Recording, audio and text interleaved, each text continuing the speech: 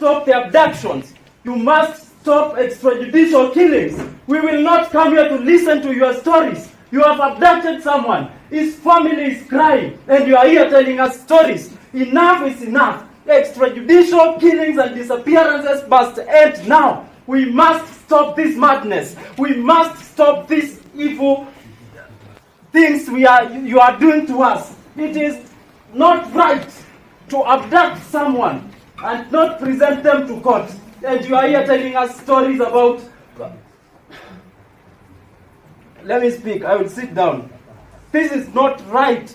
Why should they abduct someone and instead of producing them to court, they come here to start telling us stories about, I don't know, my client did this. Your client what? Then what are we supposed to do? If the people who are supposed to protect us have turned out to be the greatest threat to our security.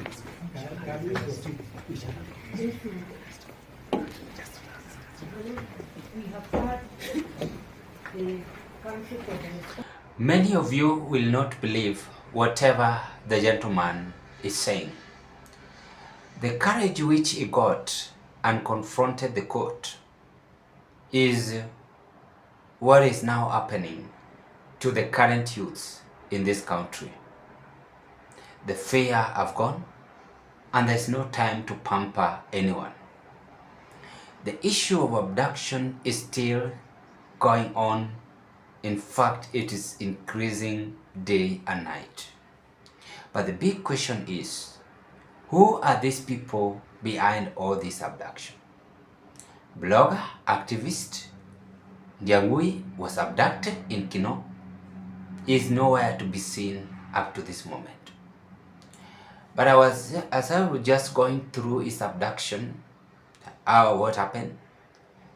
The government of UDA raised a complaint that he was the one who hired goods during demonstration, and he's also among the people participating to hire guns Saba. So I wonder and said, then, was it hiring guns, or these people were just exercising their right in Article 37, which we talked about yesterday?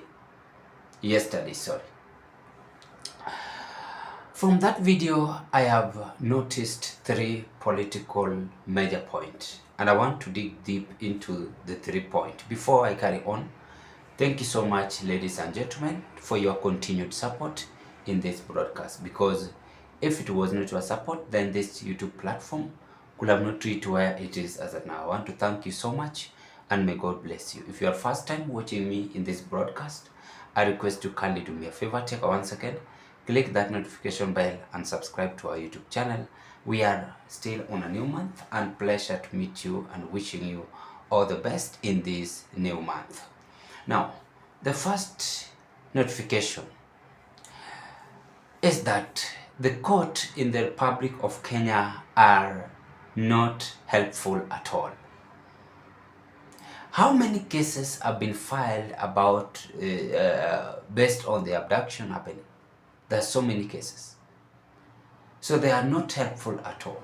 To make it worse, if this court could have been a good court, then they could have even rescued some of the family members who have been abducted and killed by mounting pressure on the government to ensure that they are well paid. But we cannot just buy blood through using money. We cannot buy blood through using money. It is not good at all. This is something which we must take on a serious. So the court in the Republic of Kenya are not helpful at all. You go there, I mean, their hands are tied.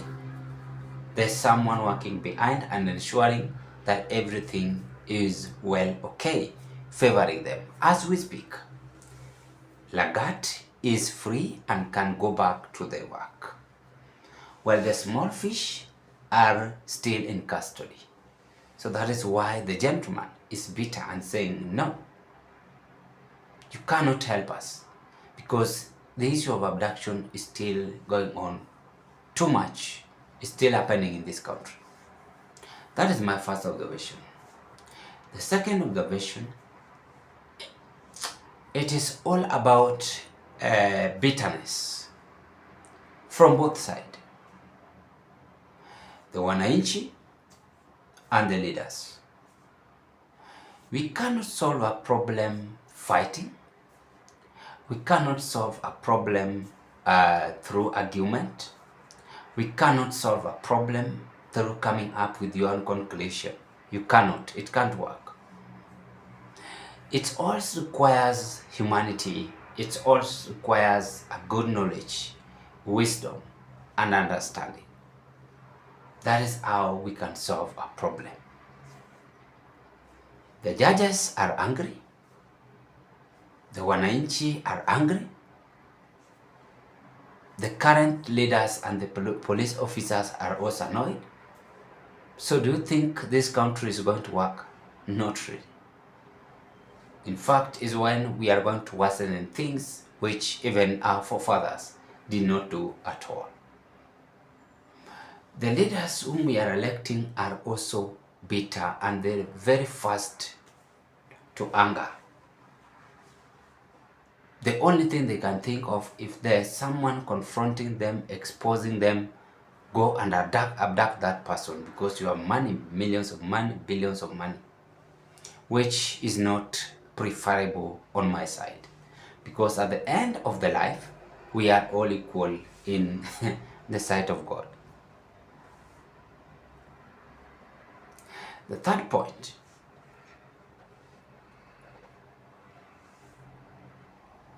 it is all about political issues. We have forgotten with the many things which were supposed to be done on how we can conclude loans in this country, on how we can build this country, create job opportunity for the youth, and now make youth not to be annoyed as that gentleman is annoyed. We are going to an extent of even not producing justice for millions of Kenyans. Those who are poor, who cannot even raise 10,000, 7,000, 30,000, they are so much being intimidated as we think that we own this life. It's only that time have not reached, but that time gonna come in. The only solution we can do is to understand and acquire knowledge and wisdom in this life. So those three major points are the main point driving us behind. Driving us behind, sorry.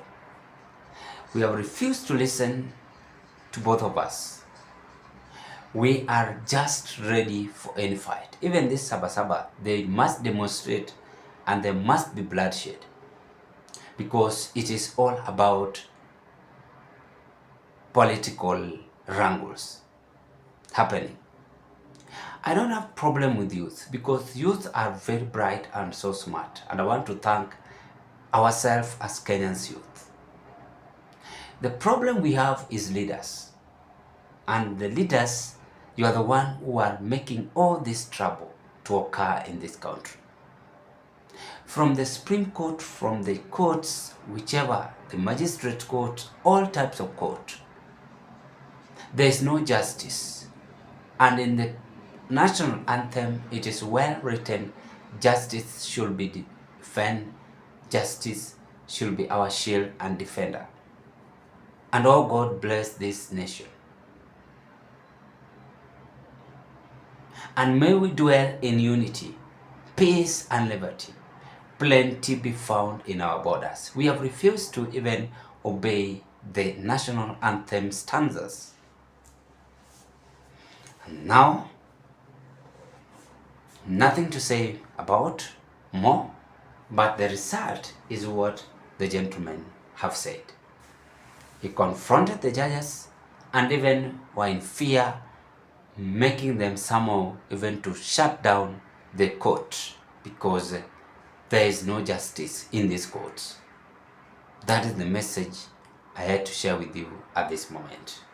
It is still Zion Kenya TV to broadcast. I wish you all the best and thank you so much for your continued support. Let's meet on another political observation. Bye bye.